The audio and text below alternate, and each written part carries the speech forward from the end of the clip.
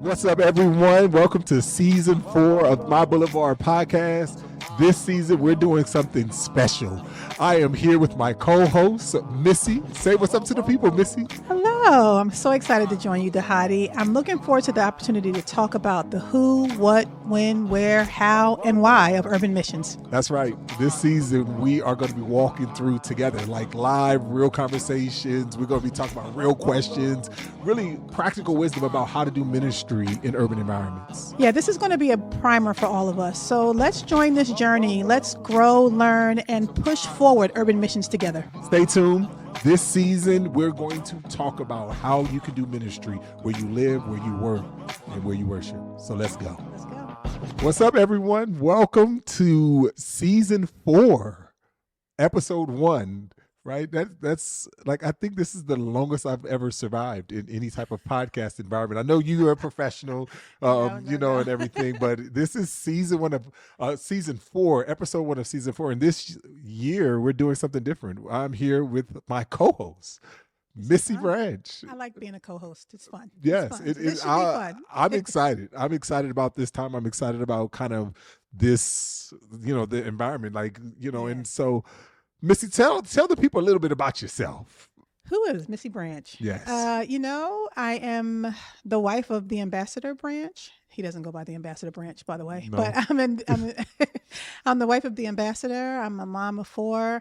I am a student. Well, I graduated. Dang. Graduation. That's a thing. That's exciting. Right. I am now working with MyBLVD and very, very excited to be a part of the team. I have a heart for urban missions. I have a heart for the city. I'm from Philadelphia, and so it's who I am. It's where Not I should just be. Philly, but West Philly. And there goes the song playing in your head right now. Everywhere I go. Like it's just like that's like I wasn't gonna sing the song, but I knew that Yes. you had that, so I was not gonna sing the song. But it was already in the minds of the people. Literally, no matter where I go. I mean, rural, the middle of nowhere. If I say West Philadelphia, people say Born and raised. Right? Yes. And the playground is where I spend.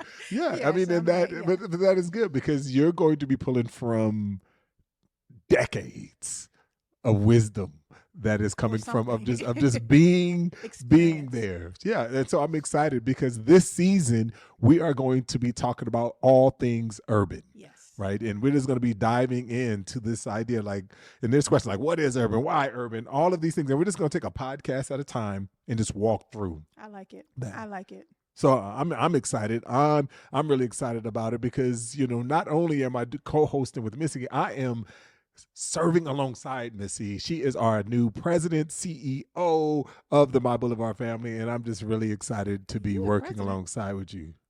Well, I'm just like CEO. I don't know. The titles, we're working on all of that. I'm just glad for you to be here. You guys got to understand. You guys understand, right? Ever since 1996, I think it was, I was in an elevator. And I still remember the elevator. It was about 1.5 miles from where we are currently sitting. Wow. That I was walking in and I saw Missie Branch. At the time, she was the ambassador's wife because he was the MC. And that's when my life kind of changed because for the first time that I understood the power of contextualization, right? This idea of man, as a dude that wasn't raised in the church, didn't know much about church at all, but now in my first year of being a believer, I was just I already started going to church and they started telling me, you got to wear a suit, you got to do all these things. And I was like, no. And so I went to this Impact conference and I saw your husband and he was up there. He was like, yo, Jesus is Lord. And all these things. I was like, yes, I understand this dude. I understand him. And then so I was just God gripped my heart. And so from it's just I knew that I needed to be mentored, whatever, by this man. And then I remember the first time it was just and I saw you and it was that's the ambassador's wife. Yeah, And I probably said no words too. No, you did not. You did not say any words. No. You just I don't remember words coming out of your mouth. No. But I remember seeing that. But but now a couple of decades later, from friendship with the family, kids, the whole nine. All of that. Now that I've learned where the real magic and the real power is, and so it is so exciting to be a part. But. So, Missy, what are we going to be talking about? Today, we're going to just dive into what is urban. What is urban? I think that's an important thing because if we're going to talk about urban, we got to start with what is. I think people take for granted what it means or what it could mean. I think we sometimes fill in our own things. But if you would have I went to Chat GPT and I said, what is urban? And it spit out these words. It said, it often pertains to the culture, lifestyle, and infrastructure associated with densely populated areas. I think that's good. I mean, since ChatGPT is the authority on all things now, it is the first place I've run into some drama with ChatGPT. Yes. I mean, but it seems like it's the first place that we all go to now. Yeah, I mean, it's simple. It is simple. Yeah. It is simple because, you know, and I think, and I'm good with that because when I think about urban, the way I've always defined urban is just simply density and diversity. Yes. Right. Density and diversity. And I think that kind of characterizes, because I'll never forget, you know, it was actually, I was coming and I was talking about urban and I went to a place called the Urban Outfitter. I walked in to the Urban Outfitter and I said, there's nothing urban about this outfitter, right? And I was just like, something's not right. He didn't have this definition. No. Right? Yes. Yes. That wasn't the definition at that Urban Outfitter. And that's when I was like, oh, we are in a new urban. Yeah. Because there was a time that when you thought urban simply meant inner city. Right. Right. Yes. They don't, you can, all the culturally, densely, all that, it would just meant inner city. And that's all we thought when it was urban. And even today, as I go around and I talk to different people, as soon as an African-American man, I say urban, they're thinking inner city. Right. So no matter what. So even today, even though there's definitions, there's different things, everyone is using the word urban. Mm-hmm. Now it's kind of like who's saying it. Right. Yeah. But you know what I do think is interesting is that people have embraced urban culture without ever having to really be a part of an urban community. Yeah. And so you can go to churches in rural places, which I have, and see pastors dressed in Jordans and hoodies. And really they have embraced the culture, not necessarily lifestyle or infrastructure and all those other things. And so there is an urban, you know? Oh, I was in this rural mountain town, but it was like where the like, you know how every mountain town has like a little city where you can walk around. They call that the inner city. It's downtown, but it's like 2 blocks, but that's the inner city. The inner city. And there was a place, we went to a place called Urban Coffee. And you were like, what's urban about this? On any depth, like ChatGPT's definition, our definition. Yes. Like, I don't even think it fit the Urban Outfitters definition of urban, but that was. There was a town that Deuce and I lived in for a while. And I remember someone kept saying, well, we got to go to the inner city. And it was really just because there was a set of projects. There was just a set of projects and everything else was rural. And they kept calling it the inner city. And I was like, there's got to be an outer city of some point. Yes. Like we got to have a little outer city for that to be an inner city. That's just buildings. They're just close, right? It's not. That is. Yes.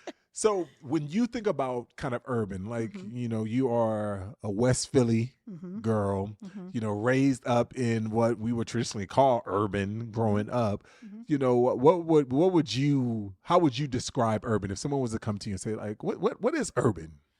For me, it always felt like access, especially having lived in a lot of different places, different countries. My father was in the military. So urban just always felt like there was access. I have access to this space, access to these people, access to this food, access to this community, access to this location. It just felt like access in a way that other places don't. Like you can hop on a train and be in another part of a city that is so different from the part that I'm from. And so it almost felt like the world was all here. Yeah. I love that. Access. You know, I think another word I think about is like walkability. Yes, right. It's a place where people are actually outside. Yeah. You know, walking is what we did. Yes. I mean, because growing up in New Orleans when my dad played for the Saints, like we grew up in New Orleans in the city, and it was just kind of like we used to have rules like go outside. You cannot be inside. No. Right. And I didn't want to be inside. Yeah, you didn't want to be inside. Yeah. Yes. That meant chores. Yes. And the only rule that we had was be inside before street lights come on. Before the street lights came on. We can't do that no more. No, it's the kids not. Can't live like that no more. Because our mamas didn't even know where we were in these urban spaces. Yes, they did not. They did not. There was so much trust going on, but no. And so, but I think that's important for us to understand. So a lot of our kind of like, you know, it's not just kind of book knowledge around kind of what urban is, but it's also just kind of lived experience of urban, right? Yes. You know, you growing up in the Northeast, me moving around. we moved around to so many places. I grew up in the West Coast, lived in New Orleans, lived in Canada, I used to ask my parents, like, are we running from the cops? Because we was moving so much. But I found out that we weren't. Great. I found out that we weren't, but we would always move into the city. We never, I don't ever remember. Well, actually, there was a time for my middle school that I lived out in Paris, which is in California, which is not France. I was going to say, no, not you France. had a problem with that? No. Also, it's urban. No, yes, it is. No, Paris, California. For those of those from Cali, y'all know. So we was out in the sticks. But outside of that, I've always lived in cities. I always lived in things. And I constantly tell people, like, I live in Atlanta, Georgia. But the reason why I live in Atlanta, Georgia, in the city, like the real Atlanta, not because like I'm suffering for the Lord or even that I'm some missionary for the Lord. I'm here because even if I was a non-believer, I prefer living in city. Yeah. And that's just me. And that's not for everybody, but that's for me. And so I live in the birthplace of Dr. Martin Luther King Jr. Yes. All this, the historical part, the old Fourth Ward here in Atlanta, Georgia. But what's unique about it is that this is, I think, a lot of times characterized what I would consider the new urban. Yes. The new urban. And that's a different urban than, the urban we grew up in when we was talking about urban. Yeah, I didn't grow up with a gentrified urban. Yeah.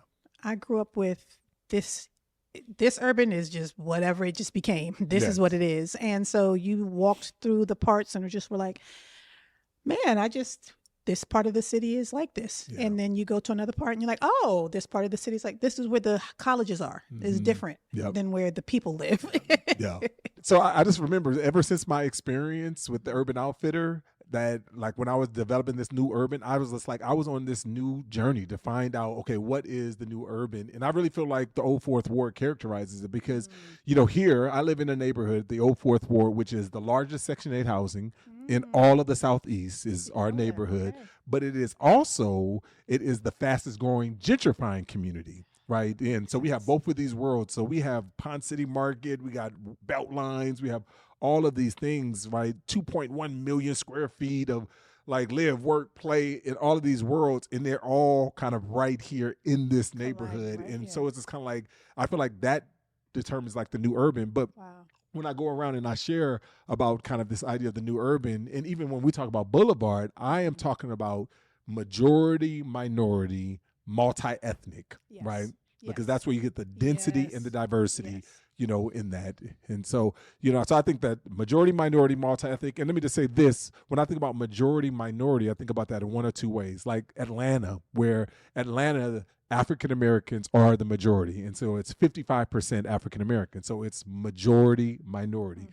The other way you can talk about majority minority is when there is not one race that it has the majority, right? So like a place like San Jose, where the largest population is still Anglo, but it's 40%. Wow. It's 40% Anglo. So there's no major place that is. And so what ends up happening is when we think about kind of the new urban centers right now are already at the place where America will be. They say by the year 2045, America will become a majority minority country, right? But there'll still be more white people, more Anglos, but they would dip under the 50%. And that's ultimately where we're going. And so when we're talking about urban, we're talking about ministering to where America is going, where America is right now in cities, but also where America is going. So we can no longer quarantine urban to a department, one person in your seminary, one person in your faculty, one person in your business, one person, right? And to say, hey, you're over all of urban. You're over all of urban. No, urban is here and it's here now. What is beautiful, I think, about the idea that America is changing is that as you think about being in urban spaces, but you think about bringing the gospel, you're actually bringing the gospel to the world because the world is coming here. They're coming here to learn. They're coming here for work. They're coming here for help. And so when you live in these urban spaces, you actually are not, like you said, they're densely populated, but they're populated with such a variety of people that one, you get to experience so much, but you really do get to minister to the world without even having to leave your neighborhood. Yeah, I love that. And that's, and so what you were saying is kind of my third D, you're going to learn. Yes, I'm alliteration. And Such that's a just, preacher. I am. That's just what I do. Yes. But they got density, you have diversity, but Yes. you talk about the differences, that's disparity, right? Because in urban environments, like I was sharing, is like gentrifying, right? Yes. Section 8, like all in. And this is like, there's the middle class in our neighborhood basically lives in they're in apartments, right? They're younger apartment, because it's sort of like what you have here in our neighborhood. You have either Section 8 or you got $1 million homes, Right. and it's just kind of like, okay, no one can afford these $1 million homes, so right. And so housing what happens is dramatic. Yeah, it is. And so then that disparity, that's different. So you go from educated to uneducated. You have all the different things. And I think that is so important when you're doing ministry in urban environments, because historically the church, has thought about, like, when we do ministry to urban environments, it's kind of like a parachute. We're just going to come in, parachute, drop off some turkeys, and then go back. But what about for those that are doing ministry in urban environments? What does that look like? And I know this season we're going to just dive into all of that, and thinking through all of that different things. But it's important for us to be able to name when we say what is urban, so everybody kind of has a working, right? So one, density, diversity, disparity, right? Yes. And I think that is those are critical. You have any other D's to add to that, or because you gotta keep with the D's? I would say just dope. Just dope. Yeah. I love the dope. It is. It's dope. I mean, really do believe that as a young girl from a space there was a lot of disparity. My mom was a single woman.